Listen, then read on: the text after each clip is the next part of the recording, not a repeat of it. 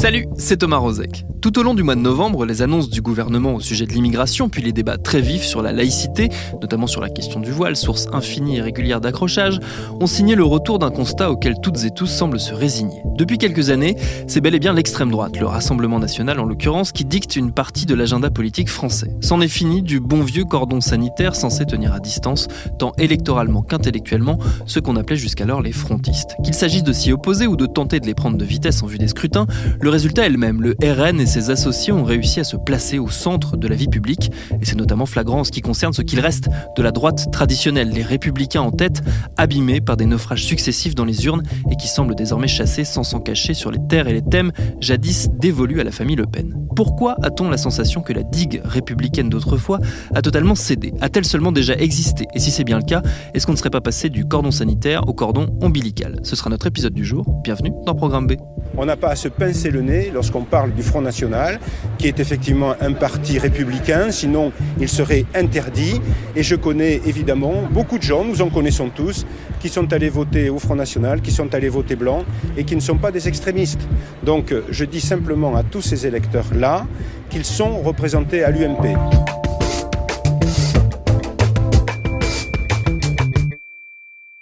Notre invité pour en parler, c'est Jean-Yves Camus, grand spécialiste des mouvements d'extrême droite et d'ultra-droite, directeur de l'Observatoire des radicalités politiques à la Fondation Jean Jaurès.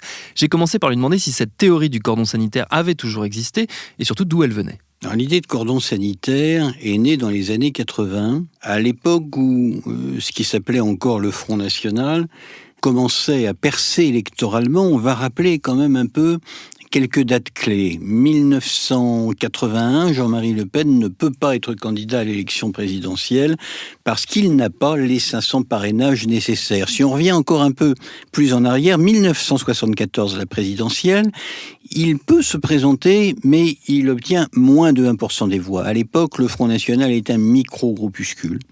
Et puis, en 1983, on est dans un contexte très nouveau, très particulier, celui de la gauche arrivée au pouvoir avec François Mitterrand.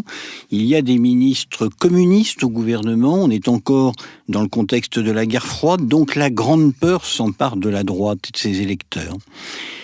Et certains d'entre eux se disent que finalement, le Front National fait partie de la grande famille des droites.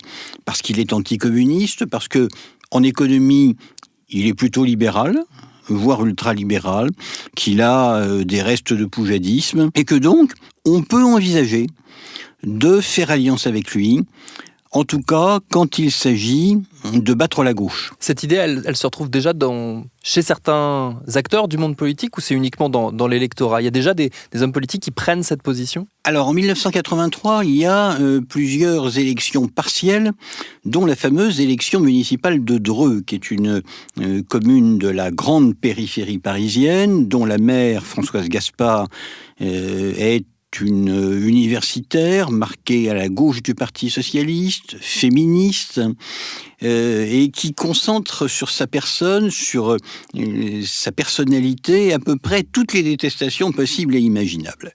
Et puis c'est une femme, on est en 1983, c'est pas encore si fréquent les femmes qui sont à la tête d'une commune de quelque importance. Donc, un notable local qui est à la tête du Rassemblement pour la République, le parti de Jacques Chirac, décide de reprendre la ville à la gauche. Il s'appelle Jean Yot, c'est un banquier, c'est un homme de droite incontestablement, mais sans passé d'extrême droite particulier. Et il a dans sa commune quelqu'un qui s'appelle Jean-Pierre Stirbois. Jean-Pierre Stirbois, secrétaire général du Front National, qui laboure le terrain depuis déjà plusieurs années. Son épouse a une maison de famille dans le secteur. Donc il travaille méthodiquement les quartiers les plus défavorisés de Dreux, notamment le fameux quartier du Plateau, qui concentre pas mal d'indicateurs sociaux au rouge. Et à un moment donné, se pose la question, à l'issue du premier tour, est-ce que pour battre la gauche, le RPR doit fusionner sa liste avec celle du Front National et accepter de donner à Jean-Pierre Stirbois un poste de poids dans l'exécutif municipal. Et là, ça commence à se déchirer. ça commence à se déchirer à droite avec des gens qui disent oui, il faut y aller parce que c'est la seule possibilité de reprendre la mairie. Et puis des gens, Simone Veil, Bernard Stasi notamment, des gaullistes aussi, j'allais dire de la vieille école, fidèles à leurs principes et conscients que l'extrême droite et le général de Gaulle, ça n'a jamais été une grande histoire d'amour. Et ceux-là disent non, c'est pas possible parce que ces gens ne font pas partie du même camp que nous. Les immigrés, c'est eux qui sont au centre de la bataille municipale de Dreux. Elle n'est plus une simple affaire locale, mais un vrai débat national. Un débat qui ne peut plus se limiter aux seuls immigrés car il pose plusieurs questions essentielles telles que l'intolérance et le racisme. Dans une lettre adressée aux candidats de la gauche, le Premier ministre a parlé de dérives préoccupantes.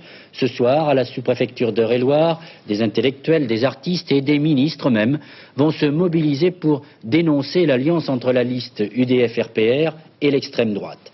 Si cette coalition l'emportait, alors, pour la première fois depuis la guerre, une importante ville française serait co-gérée par un parti aux arrière-pensées néofascistes. Jean Yot décide de fusionner les listes, il l'emporte. Jean-Pierre Stirbois devient le numéro 2 de la ville, mais en fait, il est le numéro 1, celui qui imprime les priorités du discours. Et il est extrêmement radical quand on le compare à ce que peut dire aujourd'hui Marine Le Pen. On n'est pas encore à l'époque du politiquement correct. Donc, Jean-Pierre Stirbois a un slogan qui est, je le cite à l'antenne, il faut évidemment considérer que ce n'est qu'un rappel historique. Et Jean-Pierre Stirbois dit « Immigrés de l'autre côté de la Méditerranée, retournez à vos gourbis ». Aujourd'hui, cela tomberait incontestablement sous le coup de la loi, ou du moins causerait un beau orvari, mais à l'époque, voilà, il fait campagne là-dessus, et ça passe. Et c'est à partir de là, et d'autres élections où la même problématique va se poser, faire alliance ou pas faire alliance, que les ténors de la droite, au plan des appareils nationaux, je précise, édictent donc cette politique de cordon sanitaire, qui consiste à dire jamais d'alliance avec le Front National. Mais cette politique décidée par les appareils, elle n'a pas toujours l'assentiment des électeurs qui se disent que, oui, finalement, ces gens, ce sont des gens de droite, les électeurs du Front National, comme eux. À l'époque, on a encore un débat sur la peine de mort qui vient d'être abolie. On a évidemment le débat sur l'immigration. On a l'anticommunisme omniprésent. Donc il y a des points communs entre certains électeurs du Front et une partie des électeurs de la droite. Et puis on a au contraire donc des gens qui pressentent déjà dans les appareils nationaux que à mettre le doigt dans l'engrenage des alliances, on va finir par y passer le bras. Et puis après, il y a évidemment des configurations locales. Quand arrive l'élection et le soir des résultats, même l'élu de droite, le mieux disposé du monde, celui qui a des principes, il applique la règle à calcul. Il se dit, ou je fais alliance avec le Front et je gagne, ou je ne fais pas alliance et je perds. Et à un moment donné, évidemment, les principes cèdent devant l'intérêt électoral, ce qui a été le cas notamment lors des élections régionales de 1997, où dans 5 régions, des hommes de droite ont accepté d'inclure, notamment par exemple en région Rhône-Alpes, qui est quand même une très grande région, des membres du Front National dans l'exécutif régional sur la base d'un accord, je précise bien, sur la base d'un accord, pas simplement après une discussion disant on fait alliance et on va former une majorité commune. Je déclare Monsieur Millon élu et je lui cède mon Millon démission. L'annonce de la réélection de Charles Millon à la présidence de Rhône-Alpes a déclenché un véritable séisme dans l'Assemblée régionale. Car une heure plus tôt, à l'issue du premier tour et d'une égalité de voix droite-gauche, le Front National a précipité le mouvement.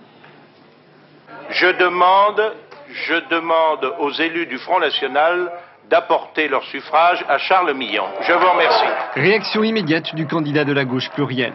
Vous avez encore le temps de refuser cette proposition. Si elle n'est pas refusée, il est bien évident que nous en tirerons les conséquences sur le plan politique et dans la gestion de cette Assemblée. Un accord écrit avec des points qui sont des exigences du Front National. Ne pas accorder de subventions aux associations favorisant le multiculturalisme, ni à celles qui favorisent l'immigration, ni aux associations antiracistes, ni à celles qui font la promotion des cultures étrangères, etc., etc. Et le cordon sanitaire, en fait, voilà, c'est ça. C'est cette idée selon laquelle on ne doit à aucun niveau, ni national, ni régional, ni local, faire d'alliance avec le Front National, quitte au second tour à demander à ses électeurs de se reporter sur ce qu'on appelle le candidat républicain le mieux placé. Comment est-ce que cette théorie va se déliter entre la fin des années 90, le début des années 2000 et jusqu'à maintenant ? Alors, elle se délite lentement et sous le poids de l'arithmétique locale. D'abord, il y a des circonstances où elle n'a pas besoin d'être posée, cette question, notamment lors du second tour de la présidentielle de 2002, où on a Jacques Chirac face à Jean-Marie Le Pen. Jacques Chirac, quelles que soient par ailleurs les déclarations ambiguës qu'il a pu faire avant. Si vous ajoutez à cela le bruit et l'odeur, adopte une position claire, il refuse le débat d'entre-deux tours avant Jean-Marie Le Pen, et les autres partis politiques adoptent une position claire aussi. C'est-à-dire qu'on n'est pas d'accord avec Jacques Chirac, on ne souhaite pas nécessairement qu'il rempile, parce que sa politique n'est pas la nôtre, mais face à Jean-Marie Le Pen, il n'y a pas de question à se poser, il faut aller voter, et il faut aller voter pour le candidat républicain le mieux placé, c'est-à-dire Jacques Chirac, qui, malgré tout, est un candidat républicain. Ça passe à, si je me souviens bien, 81% pour Jacques Chirac. C'est évidemment pas 81% de Chiraciens. Mais ensuite, le grignotage, il s'effectue par la base, par le local. Parce que dans un certain nombre de régions, Provence-Alpes-Côte d'Azur, Rhône-Alpes, après Nord-Pas-de-Calais, Alsace aussi à un certain moment, les pourcentages recueillis par les candidats du Front sont impressionnants. Ça peut être 25, 30, voire 40%, avec des candidats qui, d'ailleurs, sont élus sur étiquette. Ils ne sont pas élus, pour l'immense majorité d'entre eux, sur leur nom, sur leur capacité, sur leur aura personnelle, mais sur la pancarte et la fiche électorale. Tartampion avec Jean-Marie Le Pen, ce sera d'ailleurs plus tard Tartampion avec Marine Le Pen, la flamme du Front National, et, passez-moi l'expression, ça le fait. Donc à un moment donné, il y a, je le disais, la question de l'arithmétique. Vaut-il mieux gagner les élections ou perdre son âme ? Il n'y a pas toujours des héros ou des hommes purs qui disent qu'il vaut mieux perdre les élections. Michel Noir l'avait dit. Mais il y a aussi des pragmatiques. Et puis la seconde raison, c'est que le débat va se crisper dans les années 2000, et notamment à partir des attentats du 11 septembre, sur la question de l'immigration et du terrorisme, et puis plus largement de l'islam. Pas d'ailleurs de l'islam politique, pas de l'islam radical, de la compatibilité de la pratique de l'islam avec le fait de séjourner en France. On dit avec les valeurs de la République, mais c'est beaucoup plus prosaïque que ça. La question que se posent beaucoup d'électeurs, à droite de la droite, c'est est-ce qu'on peut être musulman et français ? Voilà, quel que soit le degré de pratique. Donc, comme il y a une crispation autour de la question migratoire et de la question identitaire, et puis qu'ensuite il y a une détestation de la gauche qui va croissant, due à ses échecs, certes, mais dû au fait aussi que l'un des ciments principaux des droites, ça a toujours été la détestation de la gauche. Et sa disqualification en tant que force politique légitime à exercer le pouvoir, eh bien, il y a une porosité qui s'installe, et dans les années déjà précédant l'élection présidentielle de 2012, on a 50% des sympathisants qui étaient à l'époque le parti néo-gaulliste, qui considèrent, donc on va dire époque Nicolas Sarkozy, qu'il faut faire des alliances au plan local. Au plan national, ça reste tabou. Mais au plan local, et notamment s'il s'agit de battre la gauche, c'est retour à la case 1983, oui, on peut y aller. Est-ce que finalement on n'assiste pas à une convergence, mais qui se fait dans les deux sens ? C'est-à-dire à la fois l'ex-UMP, les Républicains, qui chassent très ouvertement sur les terres de ce qui était jusque-là le précaré du Front National, mais également le Front National, maintenant Rassemblement National, qui, par le fait de la dédiabolisation dont on a beaucoup parlé, en tout cas le polissage de tout son attirail idéologique, fait lui aussi un pas vers la droite la plus classique.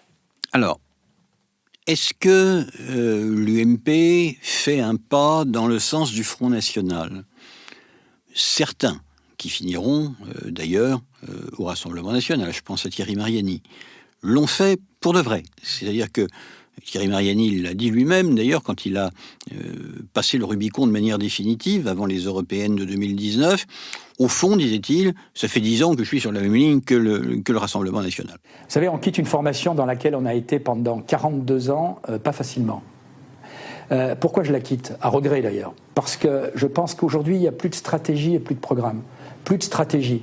Pour gagner une élection, si demain on veut être majoritaire en France, il faut des alliés. Or, aujourd'hui, les Républicains n'ont plus d'alliés. Mais d'autres l'ont fait, ce rapprochement, de manière purement instrumentale. Et c'est là qu'ils ont commis une erreur. Certains ont pensé qu'ils pouvaient hausser le ton sur les questions de l'identité et de l'immigration et emboîter le pas du discours du FN-RN dans l'objectif de ramener vers la droite républicaine des électeurs qu'ils considéraient comme égarés vers le Front National. C'est-à-dire, au fond, de braves électeurs de droite qui ont poussé le bouchon un peu loin, mais à qui on va expliquer que tout ça, c'est pas raisonnable, que le FN n'est pas un parti de gouvernement, et que pour mener la France, il faut du sérieux, du solide et de l'expérimenté, c'est-à-dire de la droite classique, ou de la droite de gouvernement. Sauf que ce discours, que je peux à la rigueur comprendre, dans un objectif d'efficacité politique, il bute sur le fait qu'à un moment donné, ces électeurs qui sont partis au Front National ne reviendront pas, parce qu'ils ont véritablement bougé idéologiquement, et que la droite ne peut jamais leur offrir autant que ce que leur promet le FN-RN. Je m'explique. Quand Claude Guéant, alors ministre de l'Intérieur, dit, quelques mois avant la présidentielle, perdue par Nicolas Sarkozy, « Nous avons réussi à faire baisser les chiffres de l'immigration en France à, je ne me souviens plus si c'est 120 000 personnes, 120 000 entrées par an ». Il énonce quelque chose qui est audible pour des électeurs de droite classique, parce qu'effectivement, il avait fait baisser le nombre d'entrées illégales, mais qui n'est pas audible pour des gens qui sont radicalisés dans le sens du front, parce que leur objectif à eux, c'est pas de passer de 180 000 à 120 000, c'est de passer de 180 000 à 0, et si possible à moins quelque chose. Donc ces gens, à un moment donné, ces électeurs-là, ils ont décroché du logiciel de la droite classique. Ils veulent autre chose. Ils se considèrent comme trahis par l'ensemble du spectre politique, y compris par les élites de la droite classique. Une partie des électeurs de droite se sont sentis trahis par des promesses dans lesquelles ils avaient cru, et ils se sont dit que la seule possibilité d'arriver véritablement au résultat qu'ils escomptaient, c'était la candidature de Marine Le Pen. Est-ce que cette porosité qu'on évoque depuis tout à l'heure entre droite et extrême droite, elle ne signe pas finalement en partie une forme de victoire pour Jean-Marie Le Pen, en l'occurrence, qui a plusieurs fois dit au cours de sa carrière politique que finalement son but n'était pas tant de gouverner que d'influer sur le discours? De toute façon, le pouvoir, il ne l'avait absolument pas à portée de main. Encore une fois, en 2002, les chiffres parlent. C'est pas 60-40, c'est 81% pour Jacques Chirac, qui n'était pas à l'époque quand même admiré par la totalité des Français. Vous savez, sa gloire n'est venue que le jour de sa mort. Donc, moi, je crois que Le Pen a, par ailleurs, cherché aussi à établir un climat, à faire émerger des thèmes, finalement, oui, à travailler pour l'avenir. En plantant comme ça des petits cailloux, enfin semant des petits cailloux plutôt, et en faisant bouger le centre de gravité de la vie politique française.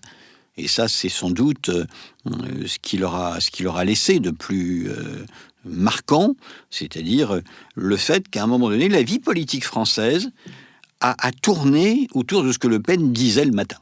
Il suffisait qu'il fasse une déclaration pour que l'ensemble du spectre politique réagisse, ou surréagisse même, en prenant position pour, contre, et en faisant finalement beaucoup de mousse autour de ce parti qui a aussi gagné des électeurs parce qu'on parlait de lui et parce que ses adversaires parlaient de lui.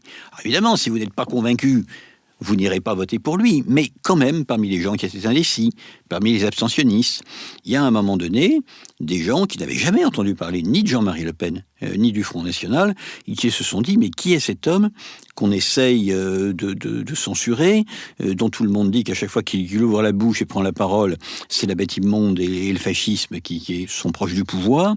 Il a aussi gagné finalement de son hypermédiatisation et puis du fait que la droite comme la gauche était tétanisée par le Front National, elle ne s'emparait pas des enjeux que le Front National touchait. Sur la question de l'immigration, la gauche devait parler, elle devait dire quelque chose, elle devait ouvrir un front et démonter une par une les propositions de Jean-Marie Le Pen et du Front National. Pas simplement dire « nous sommes une nation ouverte et tolérante qui veut accueillir les réfugiés et les immigrés », ça suffit pas. Même si on est d'accord, je pense que ça suffit pas. Mais tout simplement prendre le programme du Front National et le démolir point par point, avec des chiffres, avec des argumentaires, sur la faisabilité, sur le coût. Ça n'a pas été fait, on s'est contenté de pétitions de principe. Dire que Le Pen, c'était le retour du fascisme, c'est bien gentil, mais ça ne répond pas aux préoccupations quotidiennes des millions d'électeurs qui sont partis au Front National dans les années 80-90, sur des considérations qui souvent étaient socio-économiques. Socio-économiques, si vous allez dans le Nord-Pas-de-Calais, certes, les gens se sont intéressés au discours du Front National sur l'immigration, mais ils ont avant tout subi la fermeture des bassins d'emploi qui, depuis des générations, formaient des jeunes au métier qu'avaient exercé leurs parents et leurs grands-parents, sans autre possibilité de choisir une voie différente. Et le jour où tout s'est écroulé, parce que tout s'est écroulé, dans le Nord-Pas-de-Calais, en Lorraine, ça a été le désert, y compris le désert en termes d'encadrement du quotidien. Le Parti communiste avait quasiment disparu, n'encadrait plus par ces associations de jeunesse, ces associations sportives, tous ces gens. On était dans un état d'anomie urbaine absolument totale, et finalement c'était une espèce de cri de désespoir que lançaient ces millions d'électeurs qui se sont raccrochés à la première branche qu'ils ont trouvée.